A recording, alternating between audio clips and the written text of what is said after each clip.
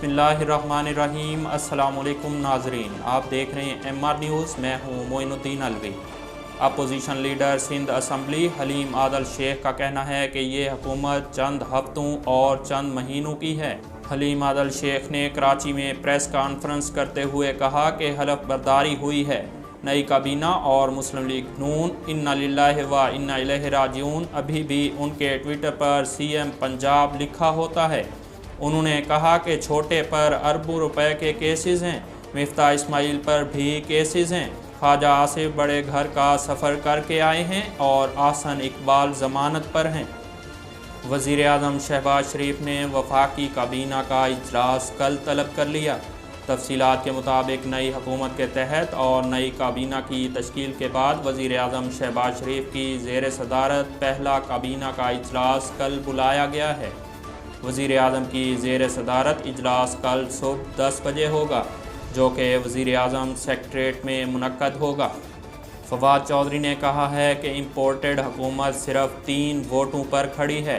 साबिक वफाकी वज़ीर इत्तलात फवाद चौधरी ने ट्विटर पर जारी एक पैगाम में कहा है कि इम्पोर्टेड हुकूमत सिर्फ 3 वोटों पर खड़ी है। आज अख्तर मेंगल की काबीना में शमूलियत ना होने के बाद अगर वो एतमाद का वोट नहीं देते तो प्राइम मिनिस्टर की हुकूमत फारग हो जाती है। उन्होंने कहा कि आइन के मुताबिक सदर मुमलिकत किसी वक्त भी इस नामनिहाद हुकूमत को एतमाद के वोट का कह सकते हैं।